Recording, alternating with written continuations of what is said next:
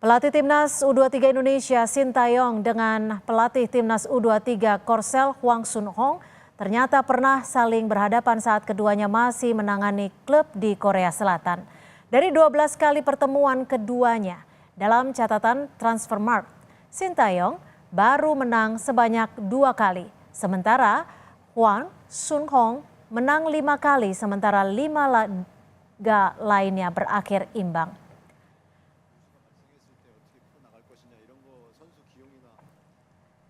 Menghadapi Korsel, pelatih Sintayong kemungkinan akan menurunkan formasi terbaiknya. Seperti ketika menghadapi Jordania, yaitu formasi 3-4-3. Umpan pendek dan serangan balik cepat kemungkinan akan menjadi andalan Sintayong dalam permainan menghadapi Korea Selatan.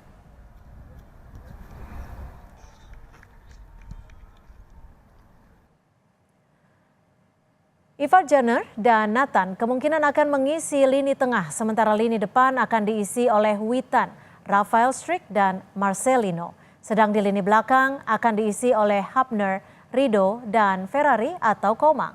Pratama Arhan dan Fajar akan mengisi sayap kiri dan kanan.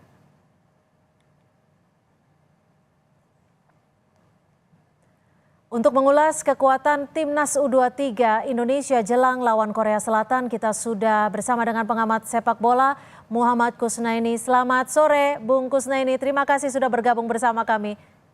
Selamat sore, Cynthia. Bung, seberapa besar ini masuknya Nathan untuk dapat mempengaruhi kekuatan Timnas U23 saat melawan Korea Selatan nanti menurut Anda? Saya pikir sangat penting kehadiran Nathan karena ini memberi peluang bagi Sintayong mempertahankan formasi yang terbukti sudah berhasil bermain sangat baik ketika mereka menghadapi Jordania. Artinya sekarang Sintayong punya opsi untuk memainkan Nathan tidak hanya sebagai seorang bek kiri, bisa juga main sebagai bek tengah atau bahkan sebagai gelandang sehingga tidak mengubah formasi 3-4-3 yang sudah sempat diturunkan sebelumnya waktu melawan Jordan. Justin Hapner bisa bermain sebagai gelandang atau bisa sebagai bek tengah dalam formasi 3 bek sejajar bersama dengan Rizky Ridho, bersama dengan Ferrari. Nathan bisa bermain di tengah berduet dengan Ivar Jenner atau bermain di kiri atau bahkan bermain sebagai bek tengah seperti yang saya bilang tadi. Dengan formasi yang sama, dengan susunan pemain yang sama, tentu akan lebih memudahkan pemain untuk mengembangkan saling pengertian, kerjasama tim, sehingga kita harapkan ketika menghadapi Korea Selatan nanti permainannya sama baiknya dengan ketika menghadapi Jordania. Lalu apakah nanti peran dari Nathan ini akan berperan saat memberikan umpan atau peran-peran apa yang sekiranya bisa diharapkan dari Nathan? Ya, jadi akan berbeda situasinya ketika kita menghadapi Korea Selatan hari Jumat nanti dengan ketika kita menghadapi Jordania. Secara kualitas permainan Korea Selatan akan di atas Jordania. Karena itu mungkin ruang bagi kita untuk mendapatkan peluang, ruang bagi pemain-pemain kita untuk mengendalikan permainan tidak sebesar ketika menghadapi Jordania. Bahkan dalam beberapa hal mungkin kita akan dipaksa bermain lebih defensif, akan dipaksa bermain lebih bertahan. Nah, ini saya pikir situasi yang membuat kita lebih beruntung punya Nathan, karena Nathan ini seorang pemain yang kemampuan bertahannya sangat baik. Seorang pemain yang kemampuan positioningnya juga sangat baik, kemampuan untuk membaca permainan juga sangat baik. Nah, dalam menghadapi lawan seperti Korea Selatan yang permainannya sudah padu karena mereka rata-rata pemainnya sudah berpengalaman bermain di liga, kehadiran pemain-pemain berpengalaman sangat penting. Saya pikir secara keseluruhan kita beruntung memiliki 10 pemain yang pernah memperkuat tim nasional senior di Piala Asia. Dan itu saya pikir modal kita untuk mengimbangi Korea Selatan yang secara kualitas individu mungkin sedikit di atas kita ya. Saya ingin menggambarkan bagaimana kualitas Korea Selatan ini melalui statistik ya. 16 pertandingan terakhir mereka, Korea Selatan U23 ini tidak terkalahkan. Dan 15 kali diantaranya menang. Hanya sekali imbang melawan Australia. Korea Selatan U23 adalah juara Asian Games terakhir ya 2022. Korea Selatan U23 juga juara Piala AFC U23 tahun 2020. Itu adalah gambaran calon lawan kita yang membuat tim Indonesia U23 harus betul-betul dalam kondisi terbaik untuk mampu meladeni mereka.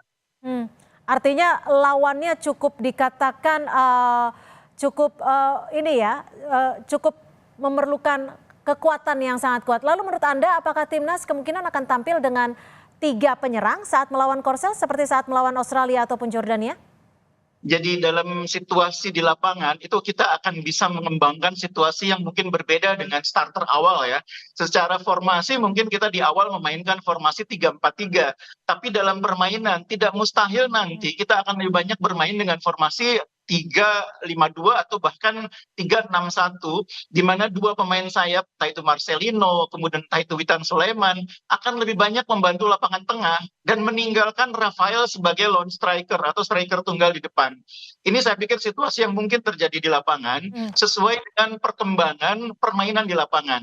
Dan seperti yang saya bilang tadi, kalau melihat cara main Korea Selatan ketika menghadapi Jepang, kita harus siap dengan kemungkinan itu. Kemungkinan dipaksa bermain lebih ke bawah, dipaksa bermain lebih ke tengah, dan dipaksa bermain lebih bertahan. Oke, Bungkus, kalau Anda melihatnya kira-kira pengaruh dari pelatihnya akan berpengaruh tidak? Karena keduanya bersama-sama berasal dari Korea Selatan. Ya, kita sudah melihat dengan jelas bagaimana pengaruh Sintayong terhadap timnas U23. Saya pikir sekarang yang menarik ditunggu adalah seberapa besar pengaruh pengetahuan Sintayong tentang sepak bola Korea Selatan memberi inspirasi terhadap permainan tim Indonesia U23. Itu saya pikir yang paling ditunggu. Memang secara kualitas materi pemain yang dimiliki oleh Korea Selatan saat ini tentu sangat berbeda dengan Korea Selatan yang pernah ditangani oleh Sintayong beberapa tahun yang lalu. Tapi tentu dia memiliki pemahaman yang sangat kuat tentang kultur sepak bola Korea Selatan. Nah, pemahaman dia yang kuat itulah yang kita harapkan menjadi modal bagi dia untuk menentukan taktik dan strategi yang tepat untuk meredam kelebihan Korea Selatan, sekaligus membuat Indonesia bermain lebih efektif menghadapi Korea Selatan. Apakah ini Anda ingin menyebutkan bahwa Sintayong masih memiliki kemampuan ataupun pengetahuan terkait dengan titik-titik lemah dari tim Korea Selatan? Oh iya, kan Sintayong juga memang sering melakukan analisa langsung, sering melihat langsung perkembangan sepak bola di negerinya ketika dia pulang. Dan itu saya pikir akan sangat membantu pemahaman dia tentang taktik yang harus disiapkan untuk menghadapi tim Korea Selatan U23. Tapi yang lebih penting lagi sebetulnya adalah karena kita sekarang bisa bermain dengan formasi pemain lengkap. Itu jauh lebih penting dibanding apa yang kita sebut sebagai pemahaman Sintayong tentang sepak bola Korea Selatan. Lebih penting lagi adalah Indonesia bisa bermain dengan tim yang lengkap dan akan lebih baik lagi jika bisa bermain sama bagusnya dengan ketika mereka menghadapi Jordania. Oke, prediksi Anda akan seperti apa permainan dari timnas U23? Skornya bisa berapa-berapa nih? Iya, kalau secara permainan saya sudah membayangkan bahwa kita akan cukup banyak ditekan oleh Korea Selatan ya. Dan harapan terbesar saya adalah kita tidak membuat kesalahan-kesalahan elementer yang beberapa kali membuat kita kena kecolongan, yang membuat kita kena kartu kuning maupun merah. Mudah-mudahan itu tidak terjadi. Kalau itu tidak terjadi, kita bisa bermain dengan cara main yang sama seperti kita menghadapi Jordania. Saya masih optimis kita mampu mengimbangi Korea Selatan, mampu mempersulit mereka, dan tidak mustahil memaksakan pertandingan harus memasuki babak tambahan, dan mudah-mudahan kita bisa menang dalam babak tambahan itu. Oke, kira-kira akan ada kejutan tidak nih? Mungkin formasinya yang akan berbeda, bukan 3-4-3 lagi? Bukan hal yang tepat untuk melakukan perubahan dalam situasi saat ini bagi Indonesia ya. Pertama karena materi pemain kita juga tidak terlalu banyak Baik. orang berbeda ya, dan lebih dari itu ini sudah masuki babak gugur, jadi tidak terlalu banyak kesempatan untuk membuat eksperimen. Oke, baik, kita nantikan pertandingan pada Jumat nanti. Terima kasih Bung Kusnaini sudah bergabung bersama kami di Kompas Petang.